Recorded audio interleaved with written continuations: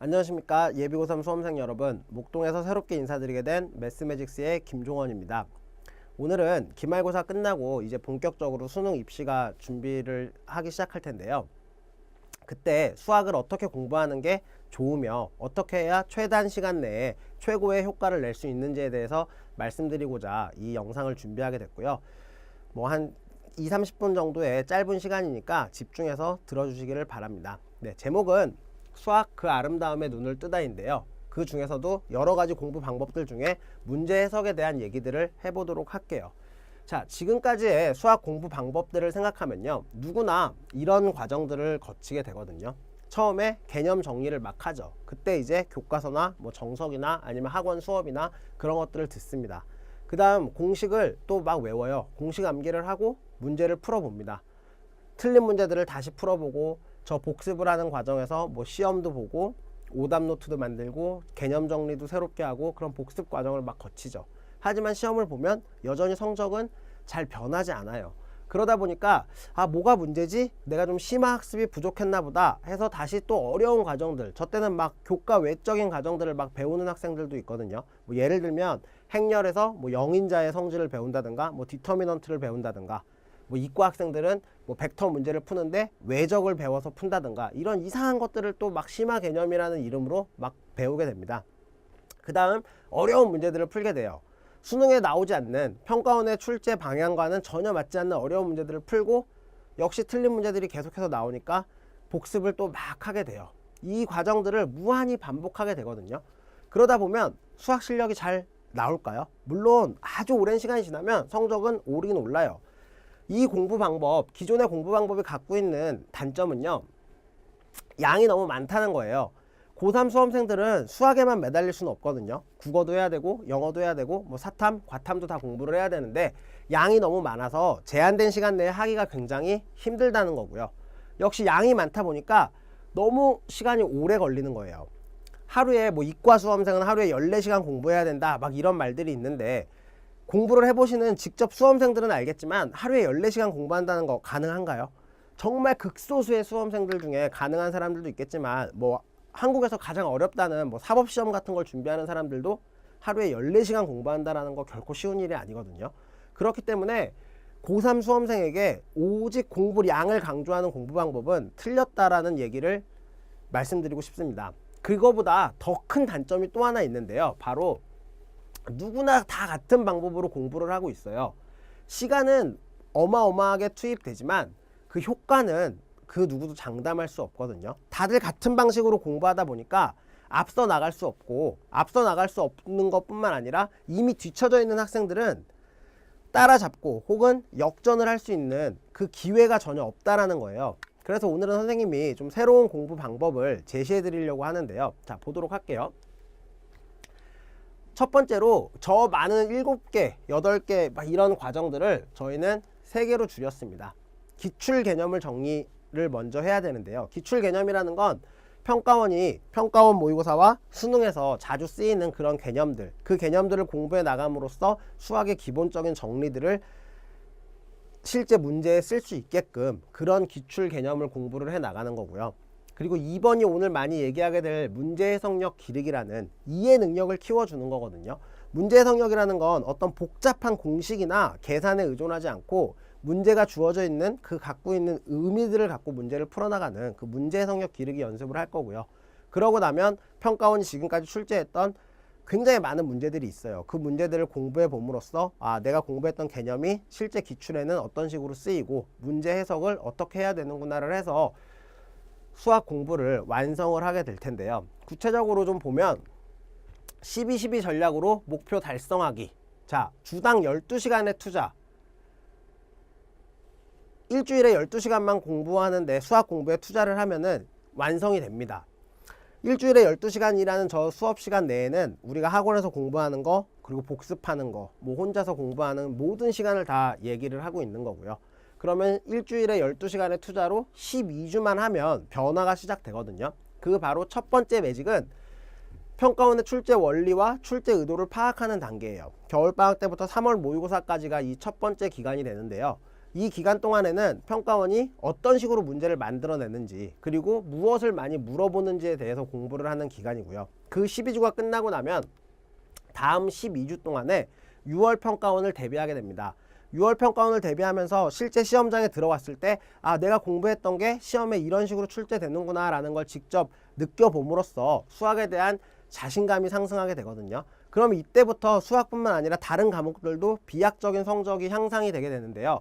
수학에 투입하는 시간이 남들보다 현저히 작기 때문에 다른 과목들을 공부할 수 있는 시간이 많고요. 또 무엇보다도 제일 어렵다는 수학 성적이 오르기 시작하면서 다른 과목들에도 자신감이 생기게 되는 거거든요. 그 과정이 끝나고 나면 여름방학 때부터 9월 평가원 전까지 9월 평가원 대비를 함으로써 특히 이과 학생들은 수능 수업과 수리 논술의 기초를 동시에 다질 수 있는 그런 것들을 하기 위해서 문제 해석이 꼭 필요한 거고요. 이 세 번째 단계가 마치고 나면 마지막으로 수능 목표를 달성하게 되고 원하는 대학에 합격할 수 있습니다. 자, 결론은 일주일에 12시간만 꾸준히 수학에 투자를 하라는 겁니다. 그러면 모든 것이 달라질 것입니다. 지금부터 문제들을 실제로 보면서 문제 해석력이라는 게 어떻게 실전에서 사용되는지 보도록 하겠습니다. 네, 아까 말씀드렸던 그 문제 해석력이라는 게 실제 문제를 푸는데 어떻게 쓰이는지 지금부터 같이 실제 문제들을 갖고 이번 11월 모의고사 문제들을 갖고 풀어보도록 할 건데요. 일단 1번 문제는 B형 27번에 출제됐던 문제인데, 자, 보도록 할게요. 자연수 n에 대하여 로그 n의 지표와 가수를 각각 fn, gn이라고 하자. 그럴 때 두 집합 A, B에 대하여 집합 B의 원소의 개수를 구하라고 나와 있는데요. 지금 로그 n이라는 애가 주어져 있으면 n 플러스 알파다. 알파는 0부터 1 사이다. 이게 가장 일반적인 지표와 가수의 표현이거든요. 물론 이런 표현을 할 줄 알아야 되고 이런 표현의 의미를 알아야 되지만 이제 고3 정도가 됐고 수능을 앞두고 있는 학생이라면 무조건 이런 수식에 나열을 하는 게 아니라 문제에 주어진 조건들이 갖고 있는 의미가 뭔지를 봐야 되는데요. 특히 이런 조건제시법은 이과 학생들은 수리논술에서도 굉장히 많이 주어지는 형태고 복잡한 조건제시법을 해석해내지 못하면 수리논술에서 뭐 단 한 문제도 쓰지 못하고 나오는 경우가 굉장히 많은데, 자, 보도록 할게요. 집합 A를 봤더니 얘는 n에 관한 집합이래요. n에 관한 집합인데 F3n 뭔가요? 3n의 지표죠. 3n의 지표는 n의 지표에다가 1을 더한 상태고 n은 50 이하의 자연수래요. 이게 의미하고 있는 건 뭐죠? n에다가 3배를 때리면 지표가 1이 더 커진대요. 즉 자릿수가 바뀐다라는 얘기겠죠. 자릿수가 바뀐다라고 하는 건 한 자릿수라면 3배를 때렸을 때 두 자릿수로 바뀌었다라는 얘기예요. 즉 4부터 어디까지? 9까지가 가능해지는 거겠죠. 4부터 9까지니까 이런 n들은 6개가 있을 거고요. 두 자릿수라면 3배를 때렸을 때 세 자릿수로 넘어가려면 33까지는 3배를 곱해봤자 여전히 두 자릿수인 99가 되겠죠. 그러니까 34부터 50까지 여기 있는 숫자들은 전부 다 3을 곱해주면 100이 넘어갈 거예요. 그러면 34부터 50까지니까 17개가 되는 거겠죠. 이렇게 23개를 원소로 갖는 집합이 A인데 집합 B의 원소의 개수를 구하라고 했으니까 집합 B를 볼게요. 집합 B는 A와 달리 n에 관한 집합이 아니라 이 gn이라는 가수에 관한 집합이에요. 가수에 관한 집합인데 이 n들이 바로 A의 원소래요.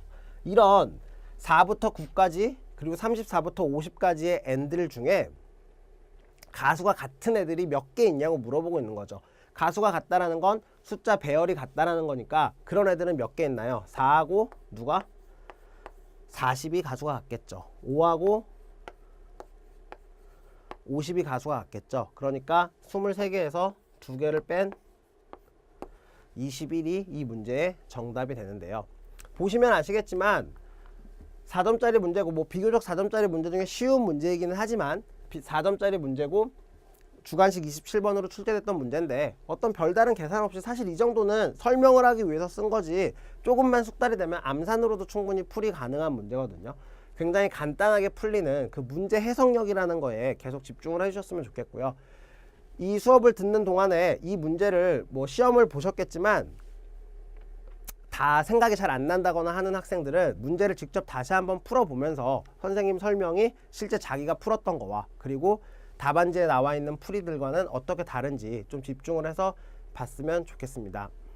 네, 계속해서 2번 문제 보도록 할게요. 2번 문제는 매년 수능에 한 문제씩 출제되고 있는 도형에서의 극한값을 계산해 나가는 문제인데요. 이 극한 문제들을 풀어나가는 건 뭐 항상 수능에 4점짜리로 한 문제씩 등장하기 때문에 꼭 정확하게 알고 넘어가야 되는데, 많은 학생들이 최근에 잘못된 공부를 하고 있는 건 바로 이 근사를 이용한 풀이를 한다는 거거든요.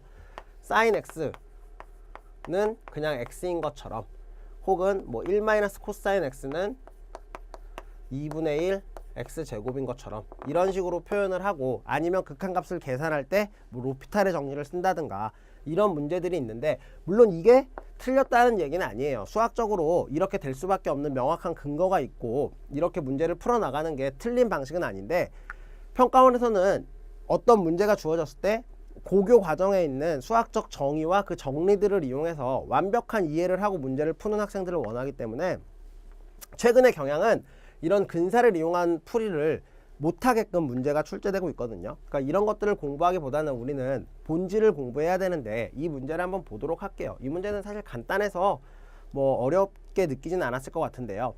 지금 저희가 구해야 되는 건 이 삼각형 AOQ의 넓이를 S세타라는 식으로 표현하고 걔를 세타 마이너스 4분의 파이로 나눴을 때의 극한값을 구해보는 건데요. 자, 여기는 4고 이쪽 길이도 4가 되겠죠. 그러니까 삼각형 AOQ의 넓이를 구하기 위해서는 S세타는 2분의 1 곱하기 4 곱하기 4 곱하기 이제 저 끼인 각 AOQ의 크기를 구해야 되는데요. 걔가 과연 사인 뭘로 표현될 것이냐가 문제일 텐데, 지금 보시면 알겠지만 요 길이도 역시 4로 갔죠. 그러니까 여기도 세타고 여기도 세타니까 이 각의 크기는 파이 마이너스 2세타가 될 거예요. 마찬가지로 여기 수직이기 때문에 이등변 삼각형이고 수직이니까 요 각의 크기도 파이 마이너스 2세타가 됐겠죠. 그러니까 얘는 2파이 마이너스 4세타라고 표현이 될 거고요. 얘를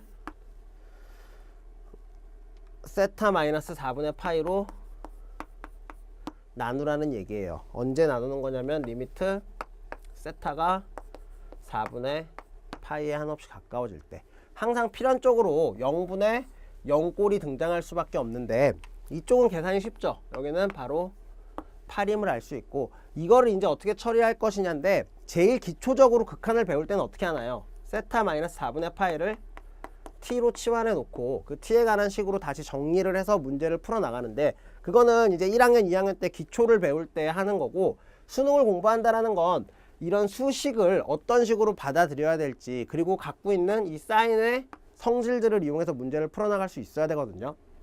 자, 보도록 할게요. 사인 그래프를 이렇게 봤더니 여기가 2파이, 여기가 파이예요. 여기를 2파이 마이너스 4세타라고 한다면 얘는 파이 마이너스 4세타, 얘와 어떤 관계인가요? 크기는 같고 부호만 반대인 관계죠. 무슨 말이냐면 요 위의 식은 세타 마이너스 4분의 파이, 위에는 사인 파이 마이너스 4세타인데 부호가 반대니까 이렇게 표현할 수 있을 거예요. 그러면 여기도 이렇게 바꿀게요.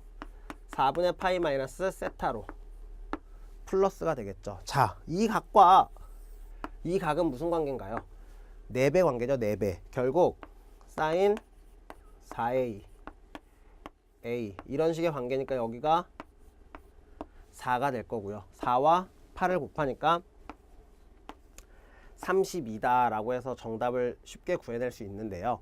우리가 이런 문제들을 통해서 알아야 될 건, 극한값을 계산할 때 뭐 로피탈의 정리나 아니면 어떤 일정한 그 공식에 의해서 문제가 풀어지는 게 아니라 정확하게 주어져 있는 조건과 이 각 함수들의 특성을 이용하면 계산이 간단하게 된다는 걸 알 수 있거든요. 계속해서 3번 문제를 보면서 이어나가 보도록 할게요. 네, 3번 문제인데요. 3번 문제는 사실 B형에만 출제됐던 문제인데 뭐 수원 문제고 문과 학생들한테도 굉장히 중요한 극한의 본질에 관련된 내용이기 때문에 한번 같이 보도록 할 건데요. 자, 자연수 n에 대하여 두 점 A, B가 저렇게 주어져 있고요. 걔를 지름의 양 끝으로 하는 원이 있대요. 그림을 그려보면 여기에 12n 플러스 1,0이라는 점 B가 있고요. 0,5n이라는 점 A네요. 여기가 점 A가 있고요. 0,5n이라는 점 B가 이렇게 주어져 있는데 여기를 지름의 양 끝으로 한대요. 지름의 양 끝으로 하는데 직교좌표계 여기 수직이죠. 일단 무슨 말인지 알 수 있나요? 요렇게 여기를 지나는 원이다라는 걸 알 수 있겠죠. 그럴 때 원위의 한 점 P를 잡으래요. 점 P를 잡았을 때 삼각형 OAP의 넓이의 최대값을 SN이라고 해보재요.